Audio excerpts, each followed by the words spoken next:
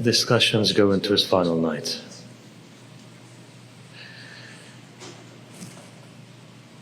Tonight marks the end of this journey that began 9 days ago. Tonight is a night of Masa'ib.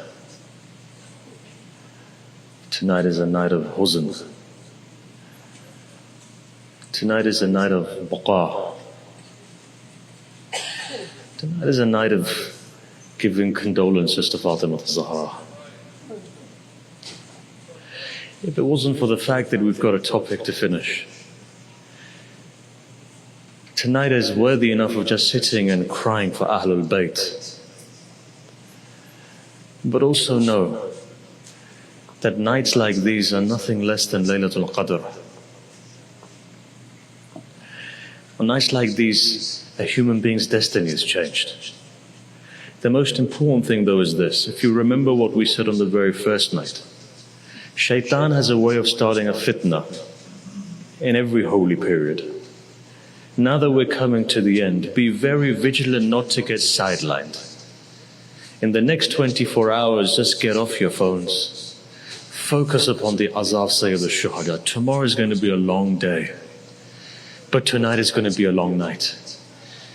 Tonight, within a blink of an eye, a person can become hur. Tonight is that night that you can change your taqdeer. If a person's dua has not been answered, tonight is that night that their dua can be answered.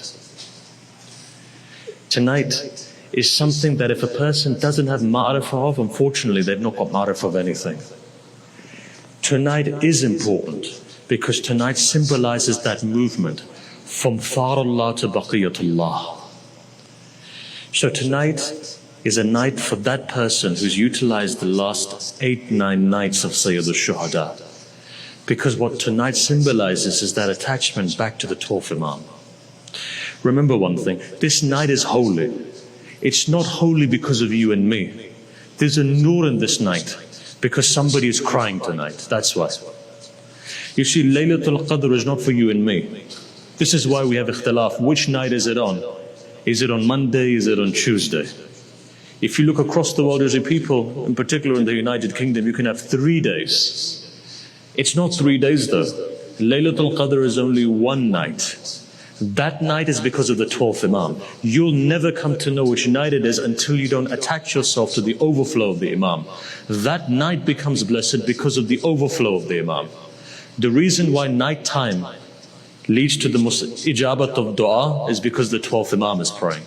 The reason why 15 minutes before Maghrib on a Friday dua becomes mustajab is because the 12th Imam is praying.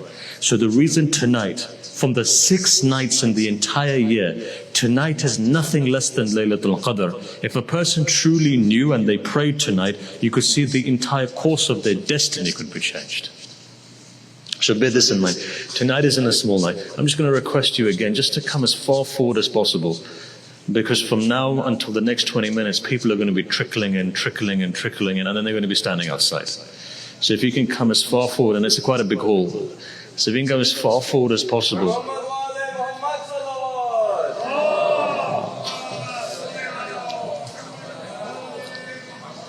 As the other majalis is finished, you'll see that you can tell 10 minutes after there will be a huge influx. So you know one majlis down in the south is finished. Then in 15 minutes there'll be a huge other. So as all the different ones finish and people come over, there won't be enough space. So for now, if we can come as far forward with a loud salawat, please.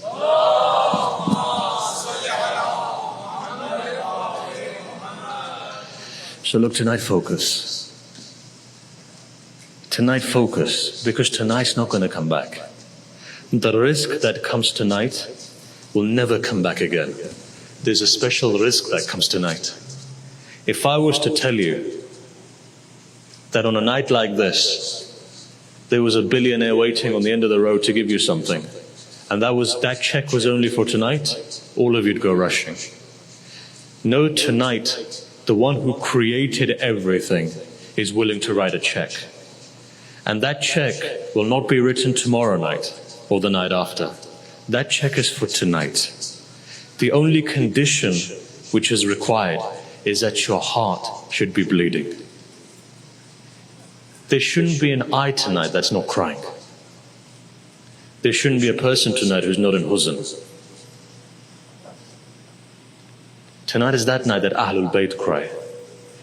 Tonight your Imam will be walking towards Karbala.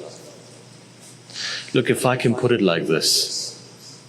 On the night of Arba'in, they say when the entire world is going towards Imam Hussein, the entire world, there's a time in that night when a broken-hearted mother begins to move from Medina. Similarly, on a night like this, there's a broken-hearted mother who from a broken grave begins to move from Medina, and she goes towards Karbala. But as she goes, what she does is she blesses every majalis. All the majalis of Sayyid al-Shuhada, she blesses each and every one of them. The first place she stops though isn't in Karbala. The first place she goes is Sham.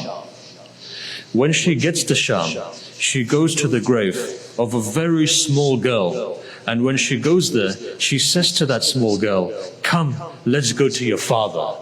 The first thing this 4-year-old girl does is she looks at her grandmother and she says, "Grandmother, is my father still alone today?" The reply comes, "No." "Sakina, come and see. Look and see how many millions of people tonight are going to your father." So tonight is that night.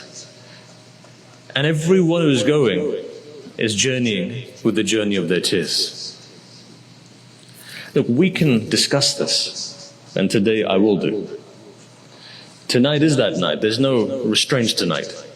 I've been told for as long as you need to go, you go. And this is what people are here for, to listen to this. So at the very beginning we started on something. The maqsad of Imam Hussein, the purpose of Imam Hussein is what? Is to take you towards Baqiyatullah.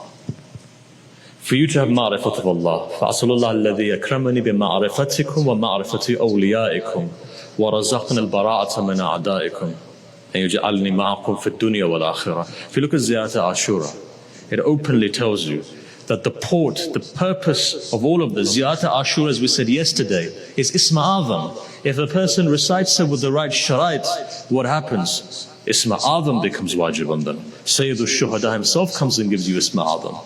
So Ziyarat Ashura has the power of Isma Azam. Why? It comes from Alam Quds. When the 6th Imam narrates it, it's because this has come from Alam Quds. The entire tartib of Ziyarat Ashura is Tawheedi. How do you know something is Tawheedi? Because it begins from Tabarra and it ends on Tawalla. If you look at Ziyarat Ashura, it begins on La'an and it ends on Salam. The la'an is important to purify the heart. Once the heart is purified, only then can your salam penetrate your heart. That salam symbolizes wilayah, but the prerequisites of wilayah is to take from your heart and remove everything which is masi wallah.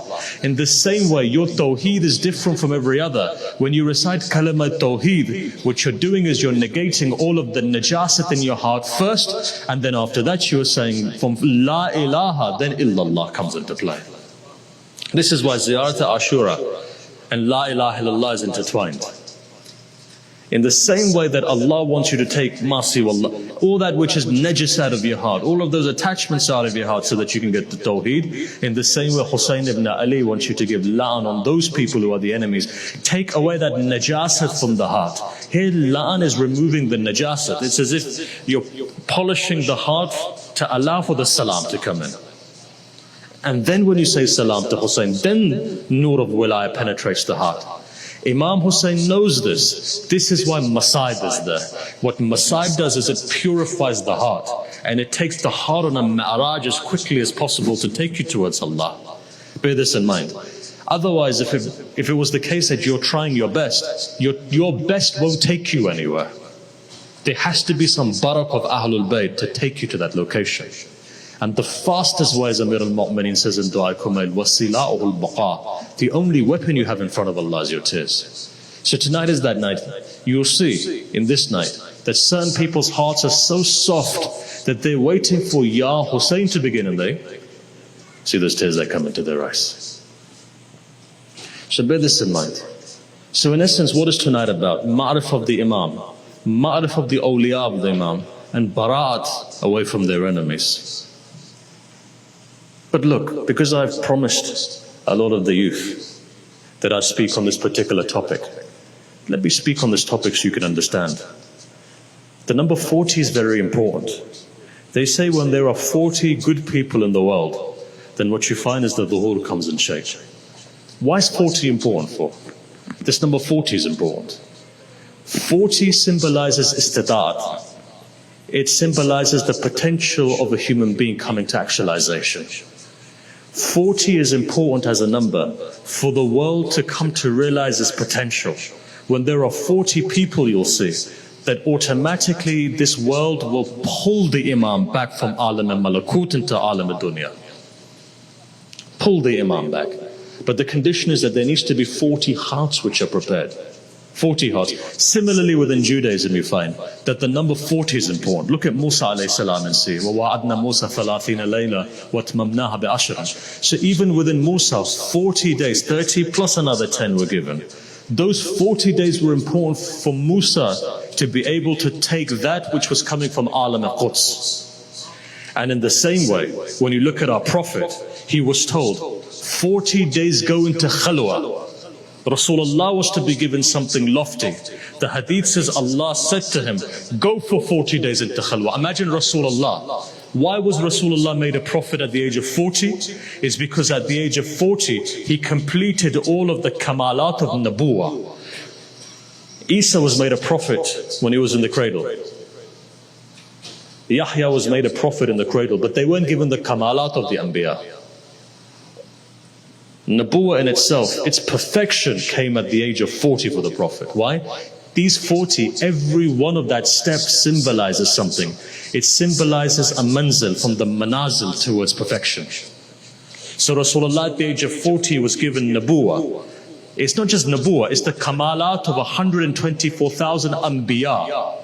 If you look at Allama Tabatabai, he says if you want to see the kamal of Adam and Nuh and Ibrahim and Musa and Isa and all of the Anbiya, you take every single one of them together and you look at all of them, you see Prophet Muhammad Rasulullah sallallahu alaihi wasallam.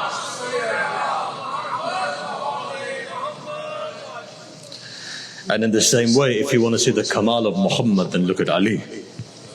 Right? Bear this in mind. So in this way, 40 is important. Here the Prophet of God is told, for 40 days go into khalwa. Why? Because the Prophet himself has to be ready. So imagine, the Prophet who is Sadir Awwal, the Prophet who every single creation comes through, and he's told, go, 40 days. Go for 40 days, go into your khalwa. We want to prepare your heart. That tells you even a Nabi at that stage, his heart needs to be prepared when something lofty is being given to him. Where did he go into khalwa? Goes into the house of Fatima bint Asad. What was coming? Nur of Fatima. Before the Nur of Fatima from Alam al-Quds comes onto earth, Rasulullah is told, go and prepare your heart for 40 days. And then after that, this Nur is going to come onto you. So bear this in mind, 40 is important. It's the doubt of a person. The potential of a person is given to them after these 40 days. So this is why, if you notice, you've been told to recite certain du'as for 40 days, to recite the dhikr for 40 days. Why is that? Because it allows in 40 days for your heart to be prepared to take that form, the surah of the next level. That form needs to be there. So for you to take the level, that form on your heart requires your heart to be prepared. And you'll see then for 40 days, for example, when you do a spiritual retreat, you're told recite this dhikr for 40 days, recite this dua for 40 days, recite Ziyarat Ashura for 40 days. What is the purpose of 40? 40 allows for your heart to be able to take the form of the next level. And in this way, when you're told, for example, some people can't get married, they're told recite this for 40 days. Some people have an issue with rizq, recite this for 40 days. Why is that? Because at the moment, the reason why Allah doesn't give it to them is because they're not ready to take it.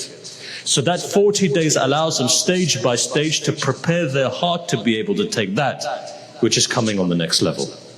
So in this way, 40 days are important. Those 40 days actually are not the end.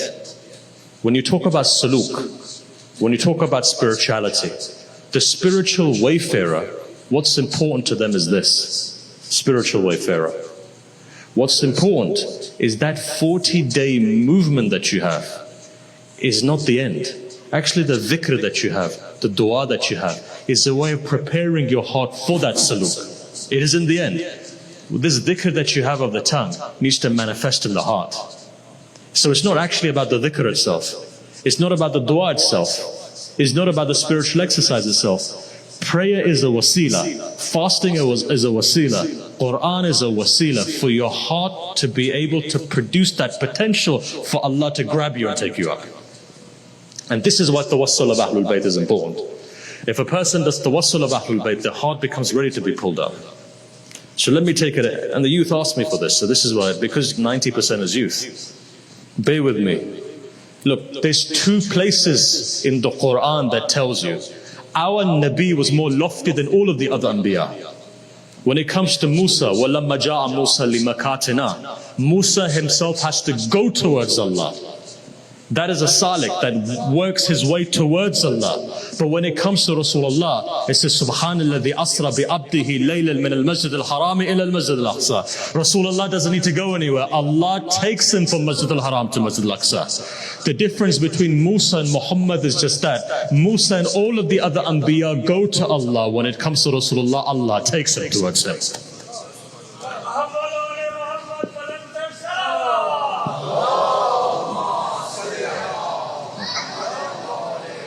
In Irfan, the first is known as Salik, and the second one is known as somebody who's Jazb. He's a Jazbi Arif, someone who Allah himself pulls. This is why you may notice Rasulullah Sahib Wilayah, when he's taken towards the heavens, what does Allah say? He says, how do you want me to communicate with you? Because it has to be a mode of communication. Allah's la mahdud. What does Rasulullah, what does Allah say? He said, I looked into your heart and I saw that the most beloved is Amir al-Mu'mineen. The most beloved is Ali to you. What does that mean? It means is Nur is only compatible with Nur. Nur is only attracted to Nur. What is Ali? Ali and Muhammad are of the same Nur, and that Nur is the Nur of Allah. Allah looked into his heart to see. In fact, no, Allah was looking at the mirror and looking at his own reflection. What Allah saw in that, when there was Muhammad and Allah there, that Ali was required, necessary for Allah to communicate.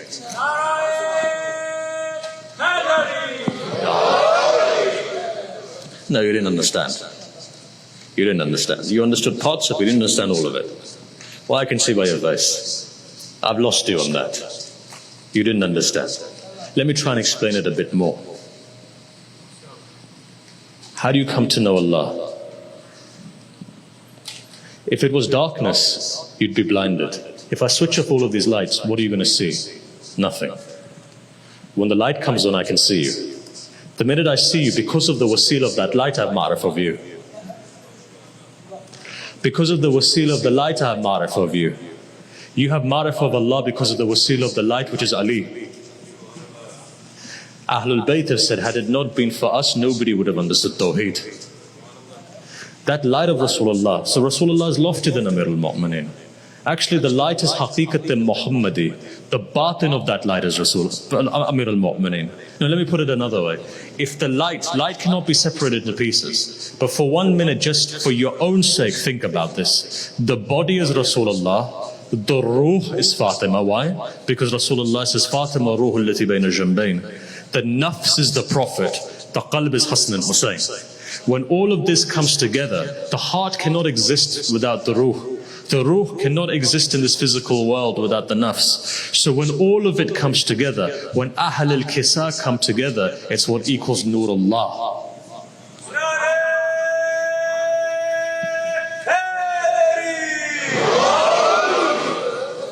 So with this,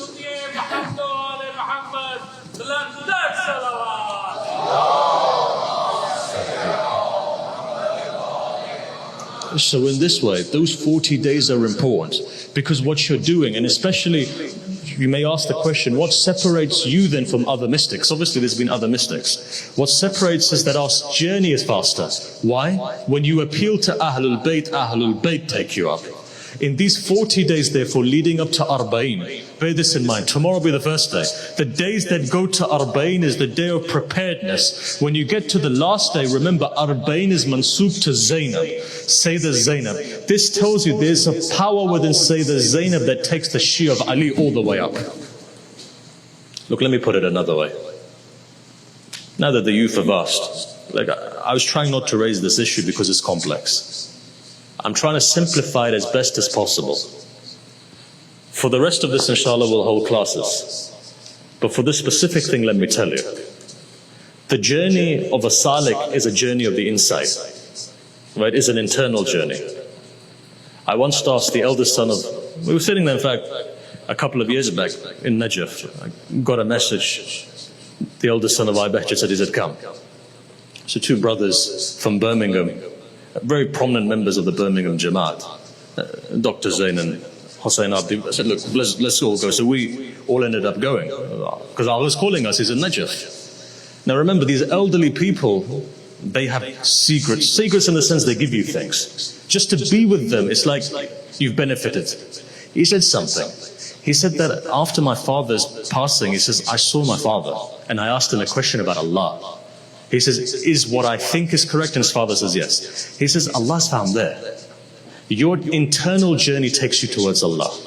In essence, when you journey into the heart, that is Tawheed al-Muqayyad. But when you come to that nur inside of your heart, which is Muqayyad, it takes you to that which is absolute. So the journey is the journey of the heart. Your Allah is what your perception of God is. I'll give you an example. You see this water. In the spiritual sense, every single thing in creation is a combination of names of Allah on the spiritual plane. In the physical plane, water is HO2, 2 hydrogen, 1 oxygen. In the spiritual sense, water is what? Ar-Rahman, Al-Latif, Al-Hay. When these three names come together, it produces water. So the potential of water is maximum those three names. It can't get any more than that. In the same way, Shaitan, Ar-Rahman, Mudil, Mutakabbir, Aziz and Jabbar, for example. That's Shaitan's potential. Shaitan can't see any further than that. It's just that. For you, for example, there could be 7, 8 names. For somebody else, it could be 10 names. Ali Muhammad is the name Allah itself. This is why you notice that Ali Muhammad abduhu. If you look at what you say in prayers for the Prophet, abduhu wa rasuluh. The only Abdullah in creation is Ahlul Bayt. Muhammad and Ali Muhammad. Nobody else can be Abdullah because nobody else has the potential to understand Allah for what Allah is. Your potential is only as far as your name's inside of you. Bear this in mind. So in this way, if your name is only 4, you only have potential for 4. So therefore, those names are inside of you. Your journey goes inside. So actually, you are only worshipping the Rabb inside of you. That Rabb which nurtures you are the names of Allah that you inside of you that make you. Ahlul Bayt are the only ones whose batin is Allah itself. Right? Now we're getting into realms which are complex. I don't want to push the envelope anymore because it requires for an in-depth conversation. Up to that point is fine. Let me take it a stage further then. Slowly we're building up on this. There's an internal journey. The physical body, right? Your physical body is something known as Sharia. That Sharia is being given to you to purify your body, to purify your tongue, to purify your amal. When you've done that, from the body you go to alam and nufus. So the next stage up is when you come to alam and nufus.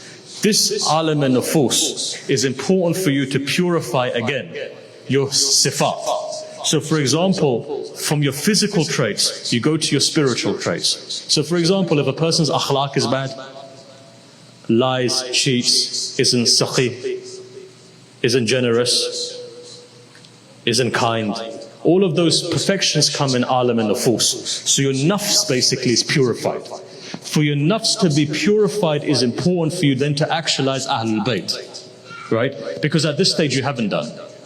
Your nafs therefore has to be purified. Sharia is there to purify your physical, tatir of all of your characteristics. And that has a ramification on your nafs. So your nafs now, so when you stop lying, when you stop cheating, when you take all of the names of Allah's qualities inside of yourself, what's happened?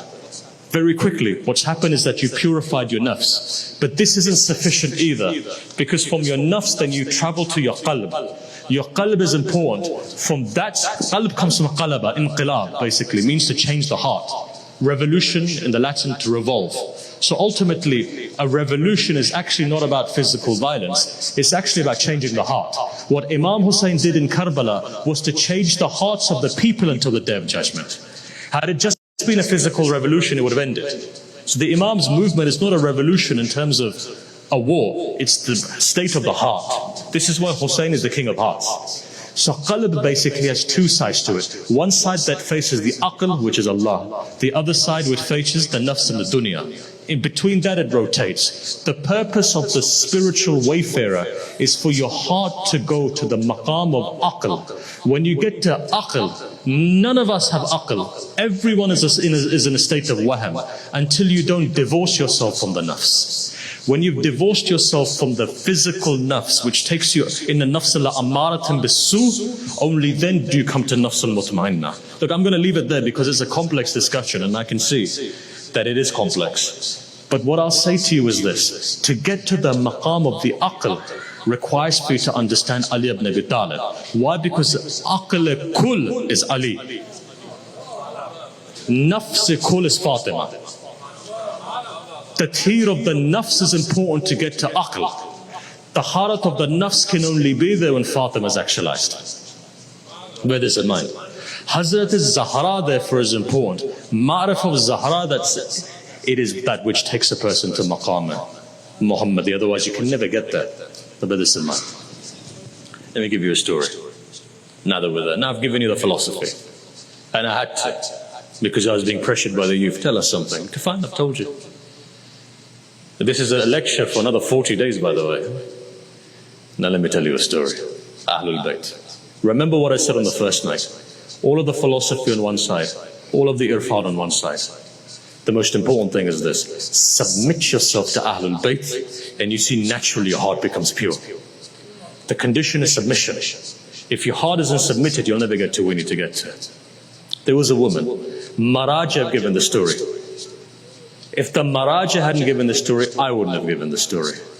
But before I begin the story, can I ask you to come as far forward as possible, please, with the salawat.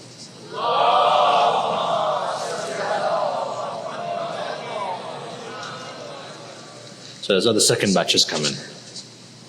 And every batch has told me recite as slowly as possible so we can catch it. So if you can come as far forward, so now the third batch is going to come in the next 3-4 minutes. So come as far forward as possible if you can do. And those people, quickly come. For those people who are coming through the door, come quickly before I begin this. Come as far forward as possible. Ya Allah, another salawat please.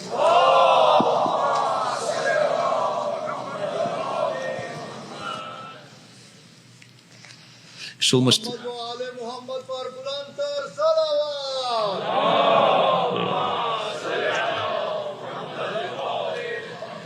Reminds me of a medical clinic where the doctors are coming in shifts. But look, let me tell you the story. If the Maraji hadn't told us, I wouldn't tell you this. Especially those Maraji who were born in Mashhad. So already you know now which one I'm hinting towards. These Maraji who were born in Mashhad, they're given a story. They say there used to be a woman. Now people always ask, they say, why do you go to graves of people who have left this world? Look, the Quran says, if you want your repentance to be accepted, go to Rasulullah. Sahih Muslim is there. Right? Who's narrating this? They are. Right? What are they saying? What's Sahih Muslim saying? Saying that a Badun, it says basically one of the Arab came, a Bedouin came. When he heard this tradition, the hadith says that he came to Rasulullah, to Medina. He realized Rasulullah had passed away. So he went on to the grave of the Prophet, he began to cry. But when he began to cry, he says, Ya Rasulullah, I'm too late. A voice from the grave came, it doesn't matter, even after my physical death, still when you take my name, I'll be there to purify you. This is why Muhammad is the messenger of Allah, not Muhammad was the messenger of Allah. If he was the messenger of Allah, then there's no point going to his grave. But if he is the messenger of Allah, it means that keep on going to his grave. Right, bear this in mind. Those people who stop you from going to the grave of the Prophet haven't realized that they can't become Muslim without affirming the fact that Muhammad is the messenger. When you say was, you cease to be a Muslim. Why? Musa was the messenger, so you're not Jewish. Why? Because he was the messenger. Isa was the messenger, you believe in him, but you're not Christian because he was the messenger. Ibrahim was the messenger, but when you say Muhammad is the messenger, then you become Muslim. You see? So this is why it's important. And in the same way Muhammad is the messenger, Ali is the Imam. Talqeen is that Hassan is the Imam, Hussein is your Imam, Ali ibn al-Hussein is your Imam, Muhammad ibn Ali is your Imam, Ja'far ibn Muhammad is your Imam, Musa ibn Ja'far is your Imam, Ali ibn Musa is your Imam, Muhammad ibn Ali is your Imam, Ali ibn Muhammad is your Imam, Hassan ibn Ali is your Imam. And if I go any further, all of you will have to stand up. Right? And the Hujjat of Allah is your Imam.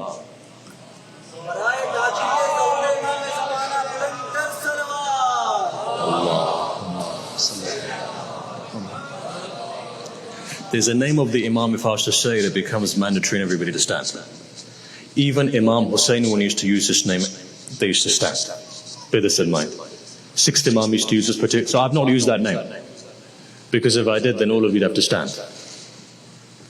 It's not a bad thing to stand either. By the way, I tell you something. When Amir al-Mu'mineen used to say salam to Imam Hussein, he would stand. This tells you that when it comes to the ziyarah, remember, this is all maqam-e-ishq. For you, it's not to sit down and recite ziyarah. When the name of Sayyid al-Shuhada comes, stand. Imagine Ali ibn Abi Talib. Imagine Amir al-Mu'mineen.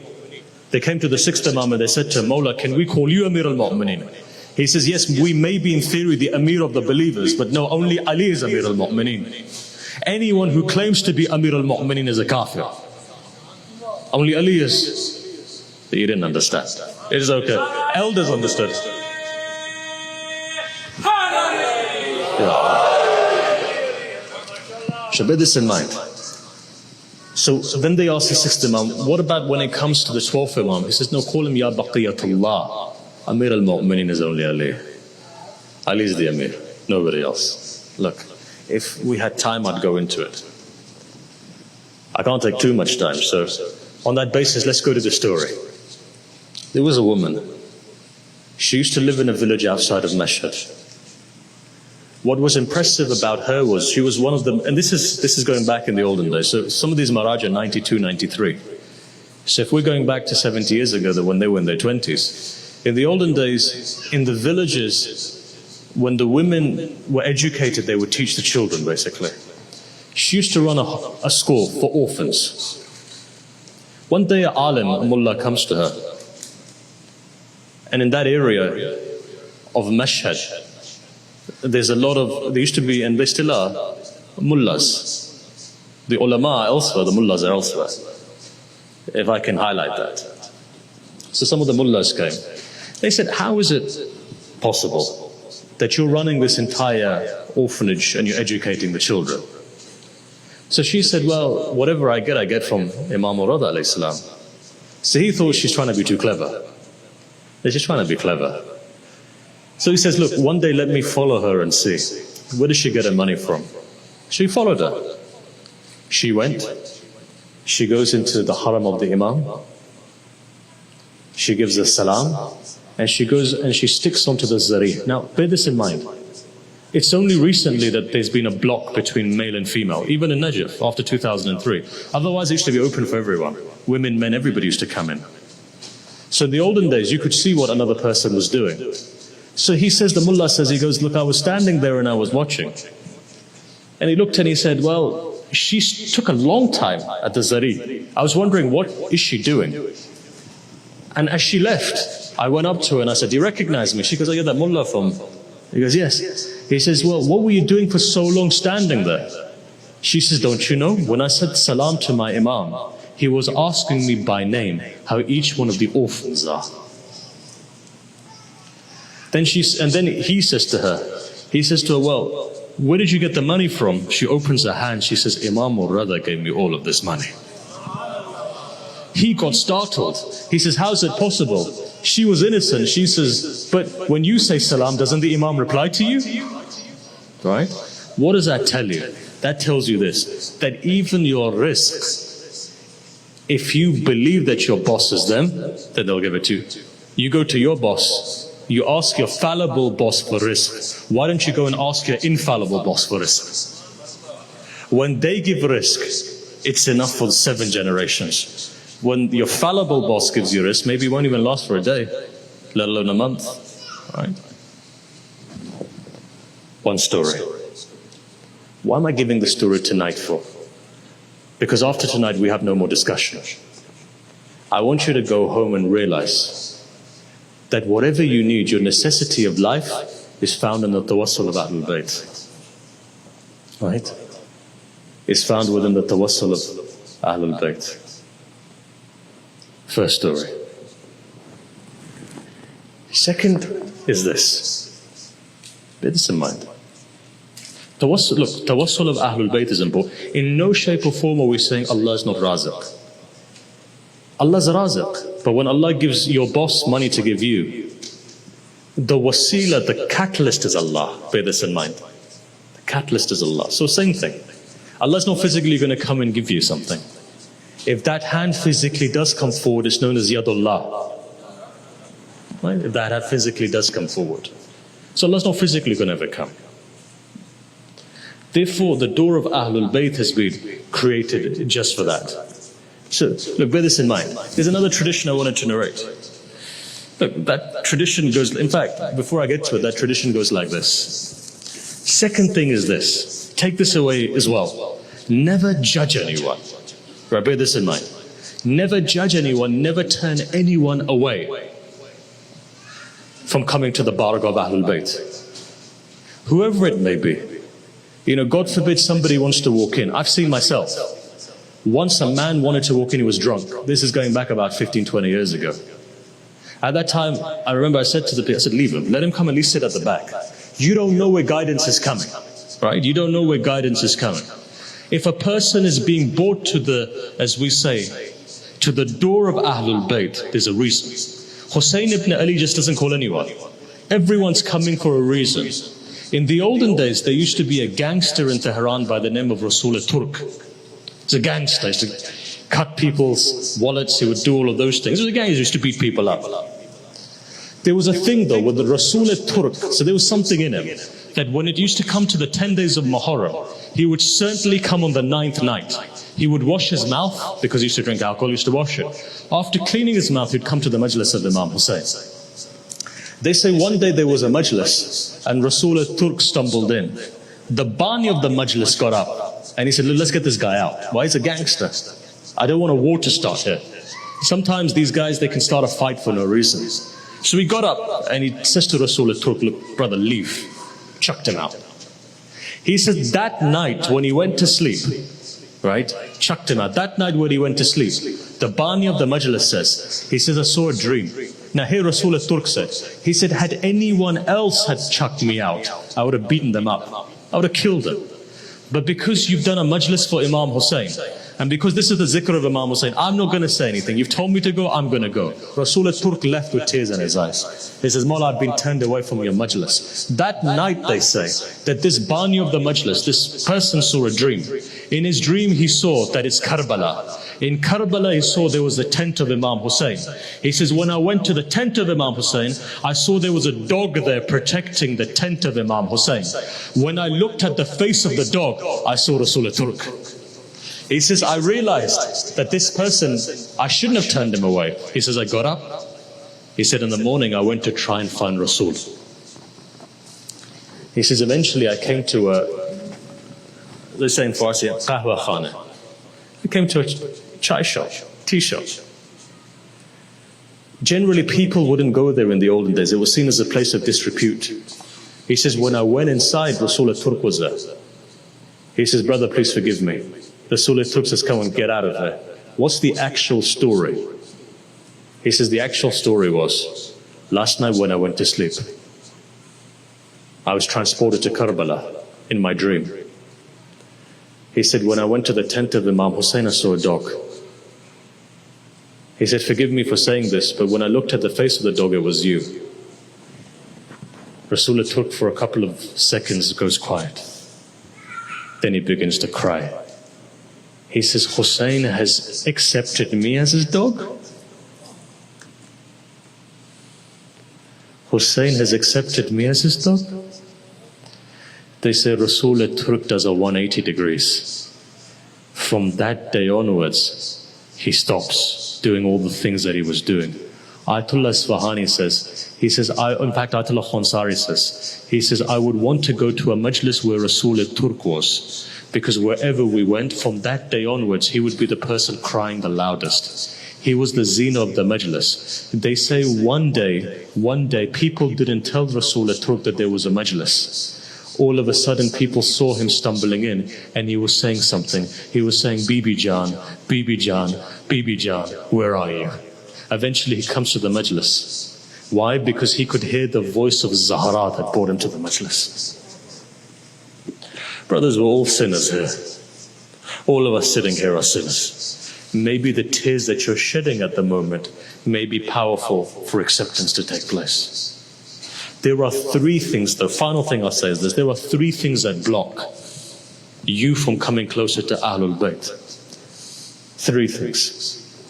You know what they are? Three vices, you could say. One of Adam, one of Qabil, one of Shaitan. Shaitan's vice was the fact that he was arrogant. When Allah said to bow to Adam, what prevented him was an arrogance which was there. Remember one thing, arrogance, jealousy, envy, all of these vices go together.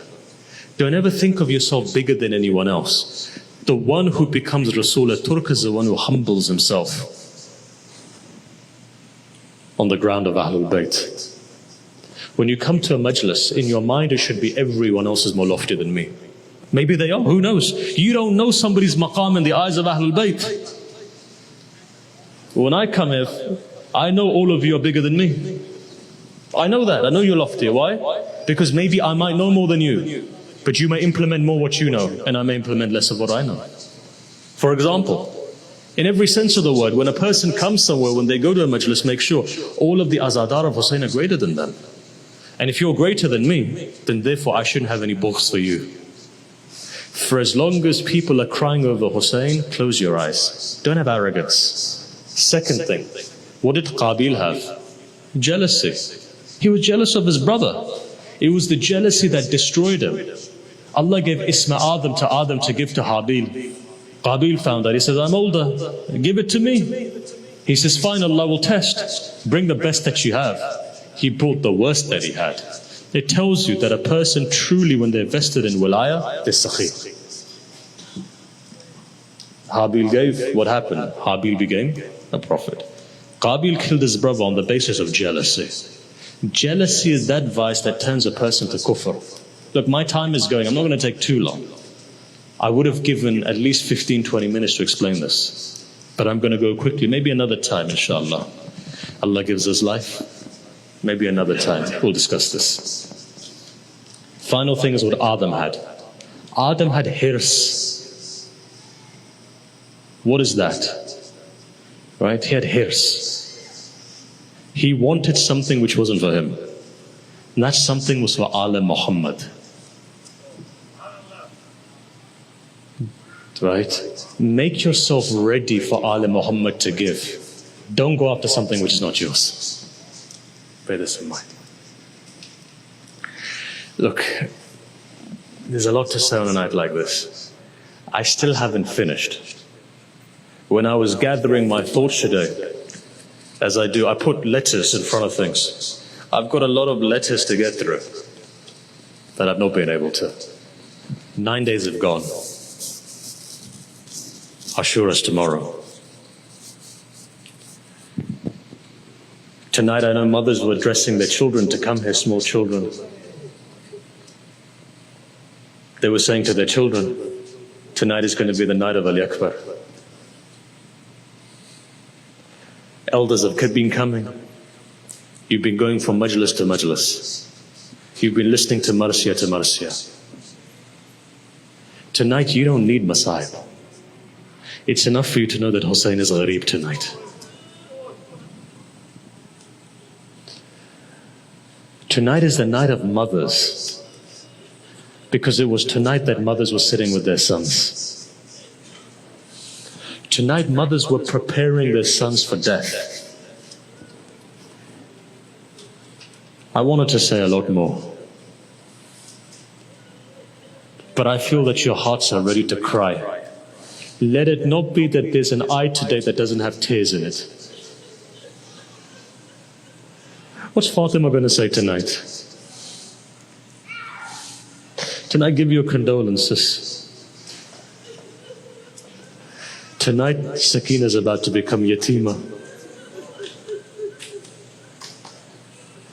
Tonight, for the final time, Rabab is rocking a cradle. On the 11th of Muharram, when she'll be rocking it, nobody will be telling her that there's no baby in there anymore.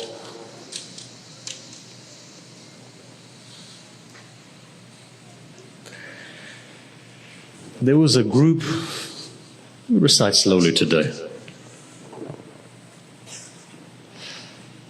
They say, even if you can't cry, put your head down. Why? Maybe one day you'll get the tawfiq to do so. Right?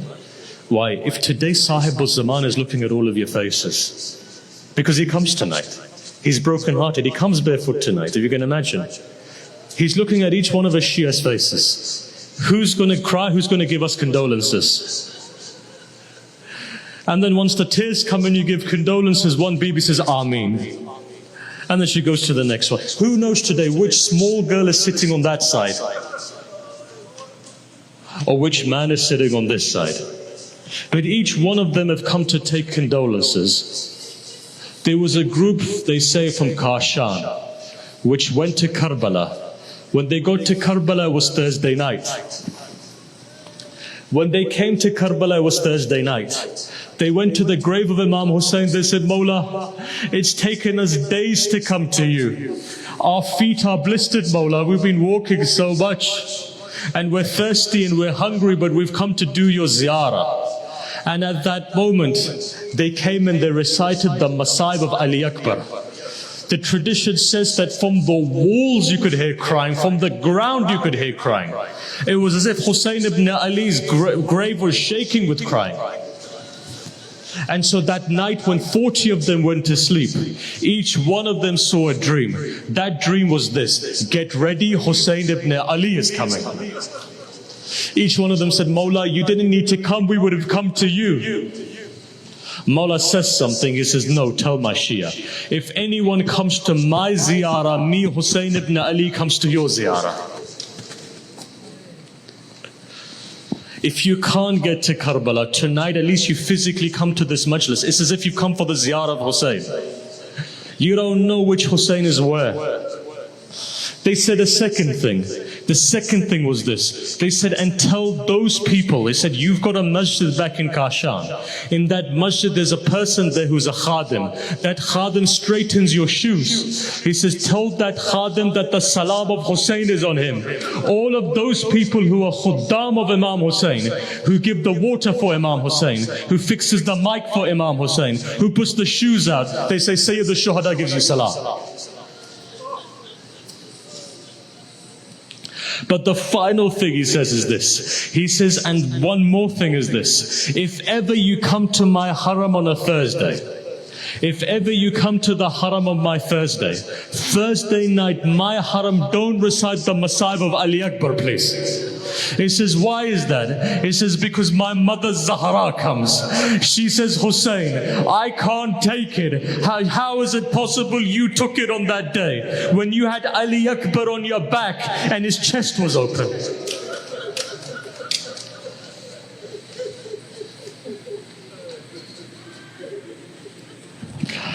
Look if I can recite. Allah knows, show no mother this. They say Layla had only one son. You know that when a mother gets older, if her husband isn't there, it's her son what she lives for. Her son holds her arm. Her son holds her hand. Everything she has, she lives for this. They say when the heads of Ahlul Bayt came to Sham, they say one Christian woman in the bazaar kept on looking at the head of Ali Akbar. And as she was looking at the head of Ali Akbar, they say Layla was standing there. No one told that mother that Ali Akbar had left this world. She comes forward. Why? Mother is mother. She comes forward and she says, "Oh lady, why do you keep on looking at that head for? Why do you keep on looking at that for?" Do you know what she replies? She says, "I'm looking at that head, how beautiful it is, and I'm praying the mother must be dead." Why? Because how can the mother be alive and that cut head is...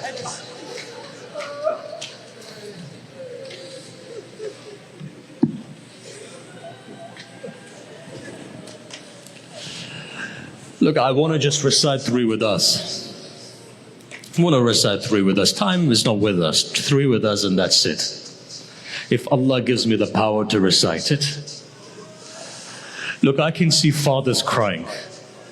You know why? I can tell which father has a son. Because those fathers are sitting here crying. They know that for them, all of their life is what? One day my son will get older, he'll be my backbone, he'll hold my arm, he'll take me to the majlis, he'll be there for me.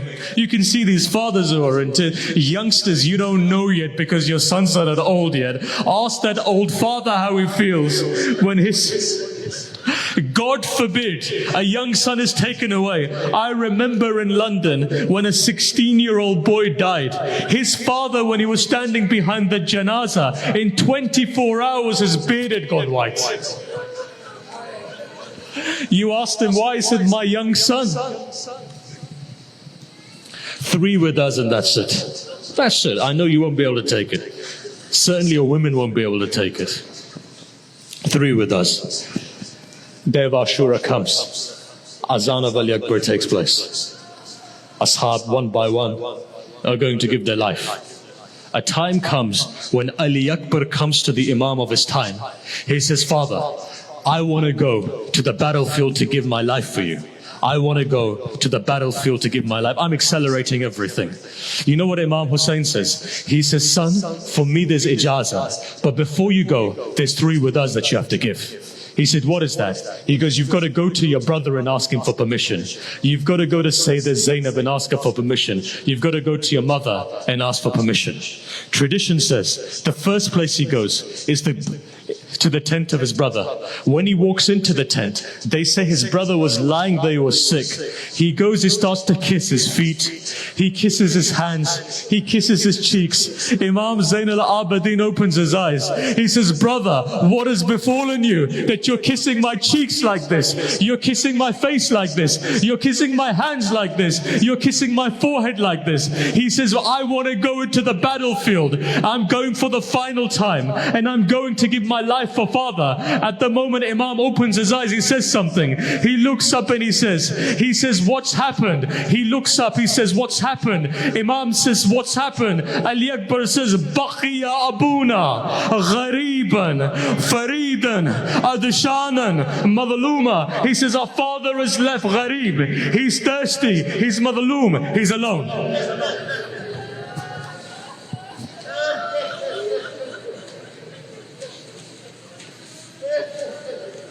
Look, Shias, you've not done the haqq for this. He gets up, you know what Imam Zain al-Abidin says? He says, "Bring me my stick, let me stand up as well."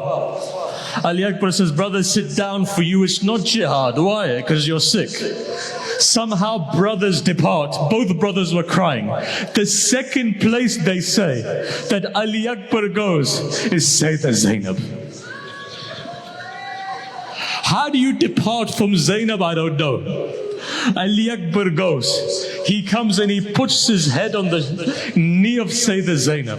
Sayyidah Zainab begins to comb his hair. He just says one thing. He says, "Bibi, do I have the permission to go into the battlefield?" Bibi turns around and said, "I've sacrificed you for Hussein, go son. But before you go to the tent of your mother to ask." The most difficult moment is to ask a mother who has no one.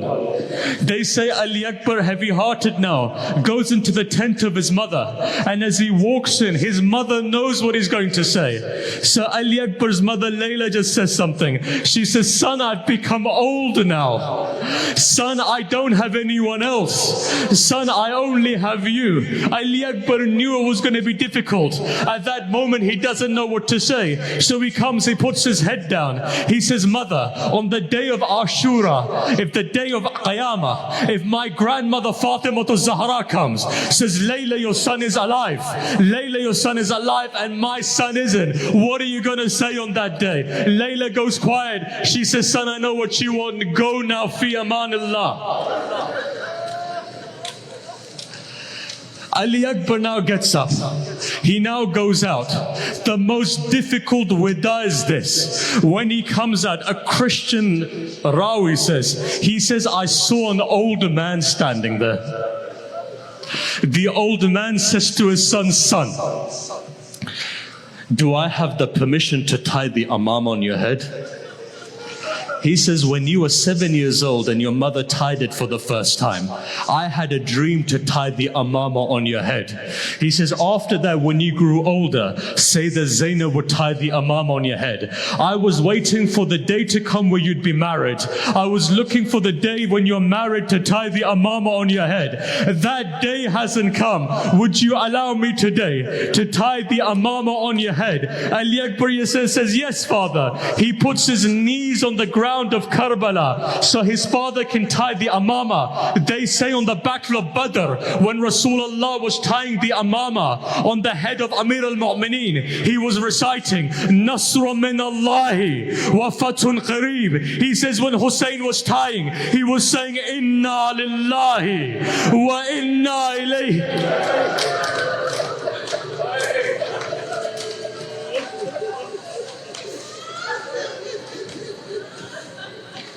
Rawi says, he says, Imam Hussein says to his son, he says, son, for as long as you're riding, keep on turning back, keep on looking at me. Rawi says, Ali Akbar begins to ride. An old father was running behind him. Ali Akbar looks around. He says, father, please don't follow me. He says, why? He says, my ghayra can't take it, father. Why? He says, Sayyid al-Shuhada was running. He was an old man. He would trip. He fell on the ground. On his knees, he would try and walk, lift himself up, trip again, fall again. Ali Akbar says, father, I can't take it. My ghayra can't take it. My old father running behind me, and he keeps on.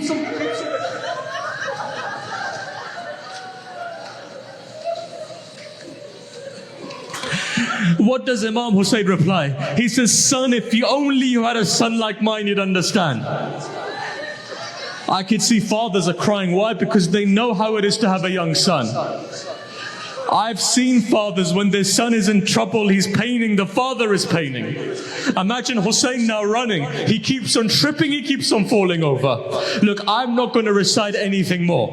It's difficult for me to do so. Second time, they say that when Hussein was watching, a great warrior came. He's about to hit Ali Akbar. Do you know what Imam Hussein says? He says to Layla, go back in your tent. I've heard from my grandfather, when a mother does dua for her son, that dua becomes mustajab. Say Layla goes back, opens her hair up, raises her hands. She says, oh, the one who brought Ismail back to Hajara, bring back Ali Akbar to Hussein.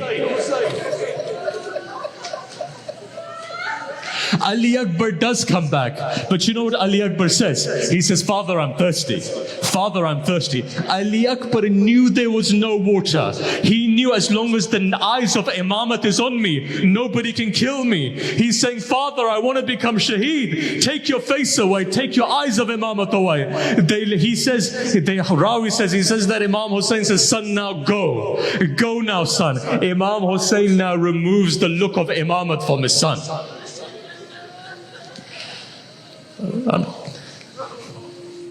If I can recite. Look, I'm taking everything away, even the battle of Ali Akbar away. I'm coming to the final part.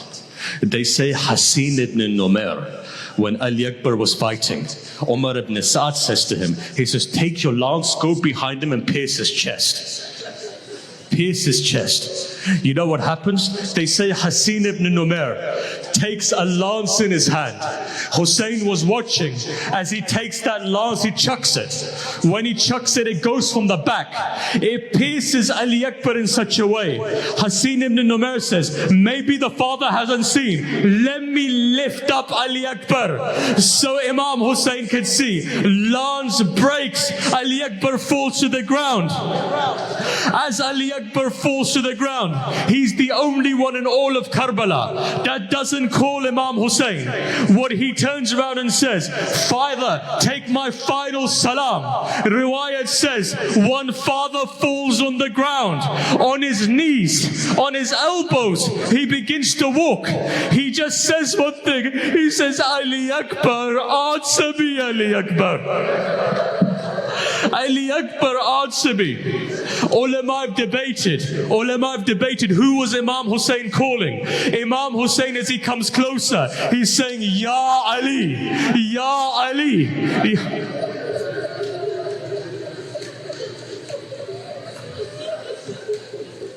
Sayyid al-Shuhada comes, he sees Ali Akbar is hiding something. Look, I can't recite anymore. I don't think your women are going to take anymore either. Ali Akbar, what are you hiding? He says, father, I don't want you to see.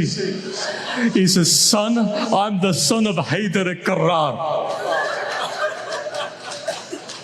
Son, I'm the son of Haydar al-Karrar. Remove your hands. Ali Akbar removes it. He sees a broken spear was in his chest. Amir al-Mu'mineen ripped the doors of Khaybar. They say Imam Hussein put one knee on the ground of Karbala, one knee on the chest of Ali Akbar, looks towards Najaf, says, Ya Ali. As he begins to shake it, Ali Akbar begins to move. If you've ever seen a sheep being cut, the sheep moves. Ali Akbar is moving. Ali Akbar is moving. Hussein ibn Ali is grabbing.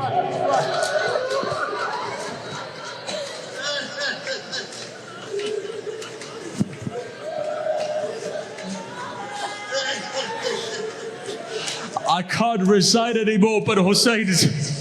They say, when Ali Akbar was on the back of Imam Hussein, his chest was open. Hussein was crawling, he couldn't lift his son. Earthquake begins to come. Sayyidah Zainab comes to Sajjad. She says, Sajjad, what's happening? He says, undo the curtains. Curtain was undone. He says, look at my gharib father crawling.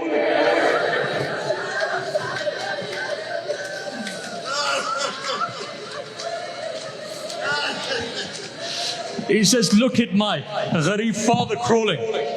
Tradition says, body of Ali Akbar is brought back. As the body of Ali Akbar is brought back, all of the women of Banu Hashim are coming and giving condolences. They say one woman isn't there. That woman is the mother. Fidda says, let me go into the tent. Zainab says, no, let me go and find Layla. As Sayyidah Zainab goes into the tent, she says, Layla, why don't you come and give your condolences? What's happened? She replies, she says, when I've heard Ali Akbar had fallen, I wanted to come out of the tent, Zainab. Every time I tried to look, my eyesight went. I was trying to find the door. I couldn't come out, Zainab. My Ali Akbar is gone, Zainab. Inna lillahi wa inna ilayhi raji'un.